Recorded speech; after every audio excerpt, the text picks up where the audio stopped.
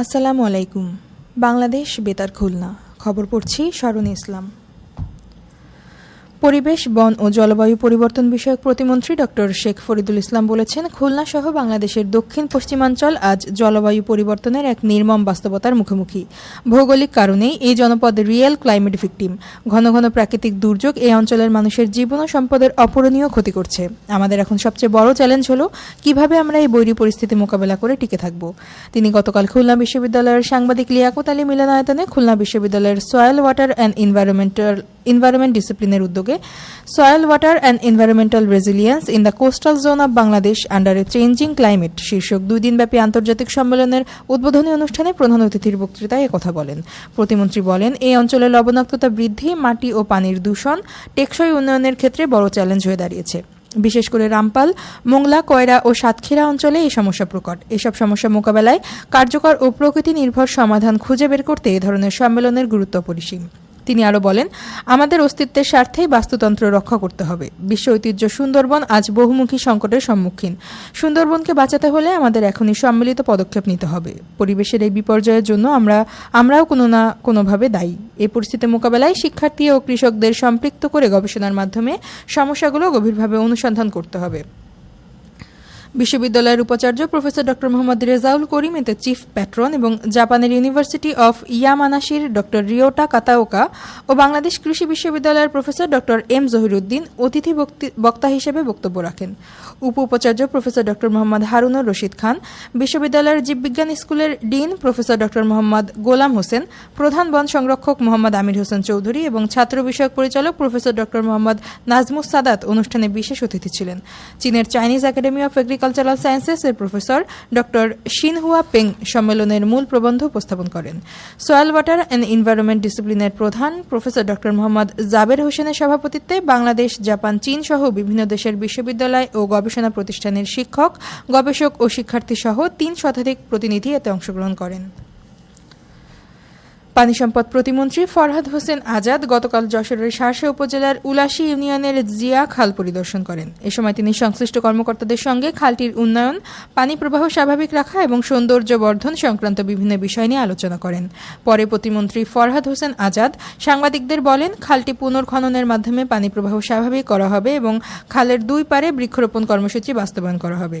পাশাপাশি মৎস্য চাষ, হাঁস পালন সহ বিভিন্ন অর্থনৈতিক কার্যক্রম গড়ে তুললে স্থানীয় মানুষের কর্মসংস্থান সৃষ্টি হবে।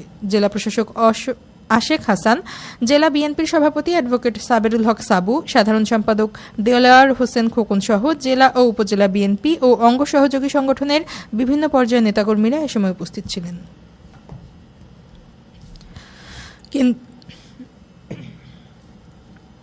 কেন্দ্রীয় বিএনপির তথ্য বিষয়ক সম্পাদক ও সংসদ সদস্য আজিজুল বারী হেলাল বলেছেন, বই পড়ার কোনো বিকল্প নেই। আধুনিক এই ভার্চুয়াল যুগে প্রবেশ করতে হলে প্রথমে আমাদের পুঁথিগত শিক্ষায় সমৃদ্ধ হতে হবে, কারণ বই আমাদের সঠিক জ্ঞান, মূল্যবোধ ও চিন্তাশক্তি গড়ে তোলে। তিনি গতকাল খুলনার রূপসা উপজেলার নৈহাটি মাধ্যমিক বালিকা বিদ্যালয়ের এসএসসি পরীক্ষার্থীদের বিদায়ী সংবর্ধনা, পুরস্কার বিতরণী ও সাংস্কৃতিক অনুষ্ঠানে প্রধান অতিথির বক্তৃতায় একথা বলেন। আজিজুল বারী হেলাল বলেন, শিক্ষা প্রতিষ্ঠান হবে জ্ঞান, নৈতিকতা ও মানবিক মূল্যবোধ গঠনের পবিত্র কেন্দ্র। সেখানে শিক্ষামূলক কার্যক্রমই প্রাধান্য পাবে, কোনো রাজনৈতিক কার্যক্রম নয়। শিক্ষা প্রতিষ্ঠানকে সর্বদা সার্বজনীন রাখতে হবে, যেখানে ধর্ম, বর্ণ ও দলমত নির্বিশেষে সবার অধিকার সমানভাবে নিশ্চিত থাকবে। বিদ্যালয়ের ভারপ্রাপ্ত প্রধান শিক্ষকের সভাপতিত্বে উপজেলা মাধ্যমিক শিক্ষা কর্মকর্তা, বাংলাদেশ ক্রিকেট বোর্ডের পরিচালক, বিদ্যালয় পরিচালনা পরিষদের সভাপতি এবং জেলা ও উপজেলা বিএনপির নেতৃবৃন্দ সহ গণ্যমান্য ব্যক্তিবর্গ এ সময় উপস্থিত ছিলেন। গ্রাম আদালত ব্যবস্থাকে আরও কার্যকর ও জনমুখী করতে স্থানীয় পর্যায়ে প্রচার প্রচারণা জোরদারের লক্ষ্যে এক সমন্বয় সভা গতকাল ঝিনাইদহ জেলার প্রশাসকের সম্মেলন কক্ষে অনুষ্ঠিত হয়। সভায় জেলার 67 ইউনিয়নের 2024 সালের ফেব্রুয়ারি থেকে 2026 সালের মার্চ পর্যন্ত গ্রাম আদালতে মামলা গ্রহণ ও নিষ্পত্তির অগ্রগতি তুলে ধরা হয়। এছাড়া নিজ নিজ প্রতিষ্ঠানের আউটরিচ কার্যক্রমের সঙ্গে গ্রাম আদালত বিষয়ক প্রচার প্রচারণা অন্তর্ভুক্ত করার উপর গুরুত্বারোপ এবং এ লক্ষ্যে একটি সমন্বিত কর্মপরিকল্পনা গ্রহণ করা হয়। স্থানীয় সরকার বিভাগের উপপরিচালক, অতিরিক্ত জেলা ম্যাজিস্ট্রেট ও প্রকল্পের জেলা ম্যানেজার সহ সংশ্লিষ্টরা এ সময় উপস্থিত ছিলেন। বাগেরহাটের রামপাল তাপবিদ্যুৎ কেন্দ্রের জন্য 29,773 মেট্রিক টন কয়লা নিয়ে ইস্তাম্বুলের একটি পতাকাবাহী জাহাজ MV-GR গতকাল মোংলা বন্দরের 12 নম্বর জেটিতে নোঙর করে। পরে কয়লা খালাস কার্যক্রম শুরু হয়।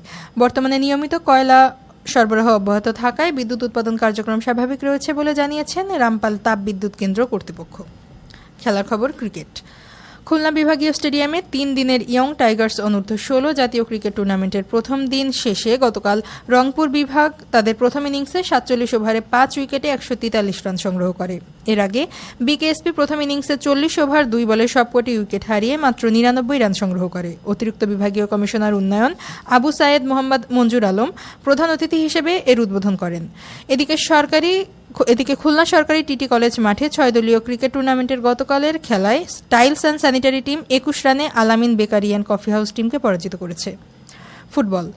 সাতক্ষীরার তালার হাজরাকাঠি সরকারি প্রাথমিক বিদ্যালয় মাঠে 8 দলীয় ফুটবল টুর্নামেন্টের গতকালের উদ্বোধনী খেলায় খুলনার পাইকগাছার স্টুডেন্ট অ্যাসোসিয়েশন ফুটবল একাডেমি 1-0 গোলে সাতক্ষীরার বারাত ফুটবল একাদশকে পরাজিত করেছে। সবশেষে আবহাওয়া। আজ বেলা 1টা পর্যন্ত পূর্বাভাসে বলা হয়েছে রংপুর, ময়মনসিংহ, কুমিল্লা ও সিলেট অঞ্চলে পশ্চিম অথবা উত্তর পশ্চিম দিক থেকে অস্থায়ীভাবে ঘন্টায় 45 থেকে 60 কিলোমিটার বেগে দমকা অথবা ঝোড়ো হাওয়া বয়ে যেতে পারে। সেই সঙ্গে বৃষ্টি অথবা বজ্রসহ বৃষ্টিপাতের সম্ভাবনা রয়েছে। এসব এলাকা নদীবন্দরসমূহকে 1 নম্বর সতর্ক সংকেত দেখাতে বলা হয়েছে। খবর শেষ হলো। আমাদের পরবর্তী খবর প্রচারিত হবে দুপুর 12টা 10 মিনিটে বাংলায়।